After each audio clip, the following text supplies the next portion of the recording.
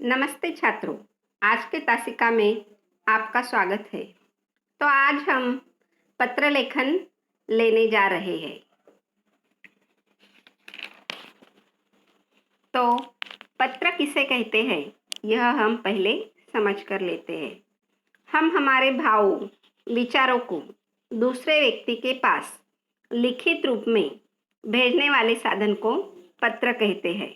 मतलब हम हमारे भाव, विचार दूसरे व्यक्ति के पास लिखित रूप में भेजते हैं, तो उसे पत्र कहते हैं हम। तो पत्र लेखन के बारे में तो सभी जानते हैं, लेकिन पत्र लेखन का प्रारूप 2 साल से हम देखते हैं कि बदला हुआ है। पिछले साल हमने नए तरीके से ही पत्र लेखन सीखा है। ठीक उसी तरह से पत्र लेखन करना है। फिर से एक बार हम पत्र लेखन की जानकारी लेंगे। हम देखते हैं कि आजकल का ज़माना इंटरनेट का है, ईमेल का है, एसएमएस का ज़माना है। इसी का इस्तेमाल आजकल हो रहा है। कुछ ही क्षणों में ईमेल भेजा जाता है। तो इसी ईमेल के आधार पर कक्षा 9वीं और 10वीं का पत्र लेखन का प्रारूप यह अनिवार्य किया गया है। तो पत्र लेखन यह आपको परीक्षा में 5 अंकों के लिए आता है। पत्र लेखन के 2 प्रकार है, औपचारिक पत्र और अनौपचारिक पत्र। तो औपचारिक पत्र जिसे हम भेजते हैं, उसका और हमारा कोई संबंध नहीं होता है। हम उन्हें जानते भी नहीं हैं। फिर भी हमें उन्हें पत्र लिखना होता है, जैसे कि कार्यालयीन पत्र। कार्यालयीन अधिकारी को हम यह पत्र भेजते हैं। कार्यालयीन पत्र यह औपचारिक पत्र होते हैं और इसके कुछ नियम होते हैं लिखते समय। जैसे इसमें सेवा में लिखना होता है, विषय लिखना होता है, महोदय लिखना होता है, कलेवर लिखना होता है, भवदीय लिखना होता है। तो इस प्रकार के नियम इस पत्र में होते हैं। तो दूसरा प्रकार है अनौपचारिक पत्र। तो अनौपचारिक पत्र में हम देखते हैं कि यह अनौपचारिक पत्र घरेलू या रिश्तेदार, संबंधी या मित्र परिवार को यह पत्र लिखे जाते हैं। तो आज हम औपचारिक पत्र यह देखने वाले हैं। तो औपचारिक पत्र के लिए यह पत्र लेखन में इस तरह से सवाल आपको आता है कि निम्नलिखित जानकारी के आधार पर पत्र लिखिए। और यह पत्र लेखन आपको 5 अंकों के लिए आता है। तो औपचारिक पत्र का यहाँ पर यह नमूना दिया हुआ है।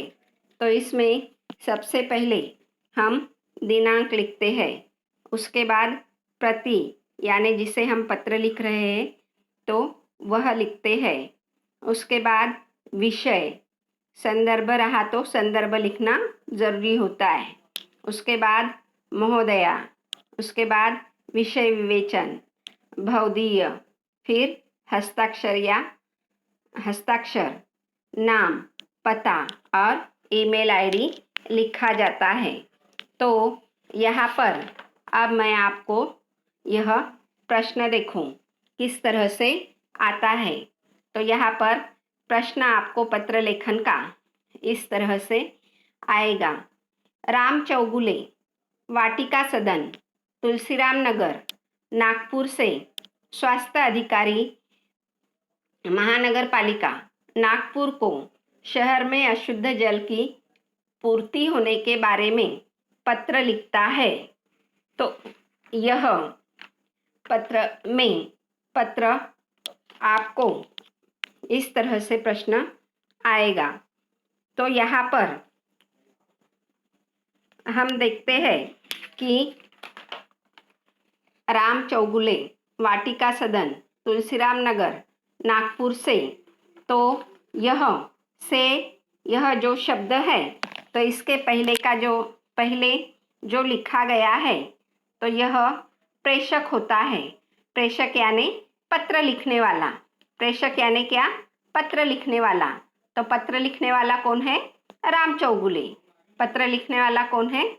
राम चौगुले। और उसका यह पता है वाटिका सदन, तुलसीराम नगर, नागपुर। और यह पत्र किसे लिख रहा है? तो स्वास्थ्य अधिकारी महानगर पालिका नागपुर को। तो से पहले जो पता आता है वह पत्र लिखने वाले का होता है। और को तक यह जो होता है तो वह जिसे पत्र लिख रहा है तो वह किसे पत्र लिख रहा है उसका पता यहाँ पर होता है। और उसके बाद जो विषय होता है पत्र का तो वह दिया जाता है। तो विषय क्या है? शहर में अशुद्ध जल की पूर्ति होना। विषय क्या है? शहर में अशुद्ध जल की आपूर्ति होना। तो पत्र लेखन करते समय सबसे पहले हमें दिनांक लिखना है। तो जिस दिनांक को हम पत्र लेखन कर रहे हैं वह दिनांक आएगी। जैसे आप 9 जून 2020। उसके बाद सेवा में, तो किसकी सेवा में? तो हम जिससे पत्र लिख रहे हैं यानी प्रति स्वास्थ्य अधिकारी जो है तो उसकी सेवा में। और उसके बाद स्वास्थ्य अधिकारी अल्प विराम वहाँ पर देना है। उसके बाद महानगर पालिका फिर से अल्प विराम और नागपुर यहाँ पर पूर्ण विराम। और उसके बाद ईमेल आईडी वहाँ पर जो स्वास्थ्य अधिकारी है नागपुर तो ईमेल आईडी वहाँ का लिखना है। तो sms@gmail.com यहाँ पर ईमेल आईडी दी हुई है। उसके बाद विषय लिखना है। तो विषय एक लाइन में हमारा आना चाहिए। तो विषय क्या है? शहर में अशुद्ध जल की पूर्ति के बारे में। तो अशुद्ध जल यह शहर में आ रहा है।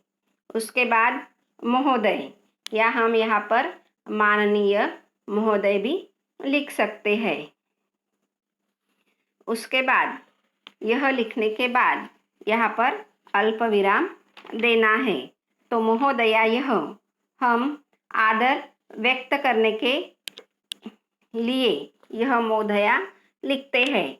अब जो विवेचन है तो यह विवेचन यहाँ पर मैंने किया हुआ है। देखो, मैं तुलसीराम नगर में रहने वाला नागरिक हूँ। मुझे लिखते हुए बहुत दुख हो रहा है कि 7-8 दिन से इस शहर में अशुद्ध जल की पूर्ति हो रही है। इस कारण शहर में कई तरह की बीमारियां फैल रही है। बहुत लोग अलग अलग बीमारियों के शिकार हो रहे हैं। पानी में अनेक रोगों के विषाणुओं का प्रादुर्भाव हो गया है। यहाँ के नागरिक बीमारी से चिंतित है। डायरिया, ज्वर से लोग परेशान हैं। तो यह पत्र लेखन करते समय 2 पैराग्राफ तो भी आपको लिखने हैं। और उसके बाद आशा है इस विषय में आप जल्द से जल्द अशुद्ध जल पूर्ति की खोजबीन कर शुद्ध जल की आपूर्ति करने की व्यवस्था तुरंत करेंगे। तो यहाँ पर यह जो विवेचन है पूरा हुआ है। और उसके बाद आपको लिखना है नीचे आपका भवदीय। इस तरह से लिखना नहीं है। भवदीय का ही मतलब आपका होता है। तो आपका लिखने के बदले आपको क्या लिखना है? भवदीय लिखना है। और उसके बाद आपको आपका जो नाम है यहाँ पर दिया हुआ है राम चौगुले, वाटिका सदन, तुलसीराम नगर, नागपुर। और अंत में जो राम चौगुले है तो उसकी ईमेल आईडी यहाँ पर लिखनी है। ईमेल आईडी लिखना कंपलसरी है। तो abc@gmail.com यह ईमेल आईडी यहाँ पर दी हुई है। अब यह पत्र लेखन आपको समझ में आया ही होगा। तो इसी तरह आपको स्वाध्याय के लिए, स्वाध्याय यानी असाइनमेंट जो है, तो पत्र लेखन का एक स्वाध्याय पूर्ण करना है। तो प्रश्न, निम्नलिखित जानकारी के आधार पर पत्र लेखन कीजिए। अर्चित या अर्चिता भोसले, अल्पविराम, 54 शांतिनगर, अल्पविराम, नासिक से अपने परिसर के उद्यान की दुर्दशा की और ध्यान आकर्षित करते हुए आयुक्त महानगर परिषद नासिक को पत्र लिखता या लिखती है। और यह पत्र लेखन मार्च 2019 में आ चुका है। तो यह पत्र लेखन आपको आपकी कॉपी में करना है। धन्यवाद।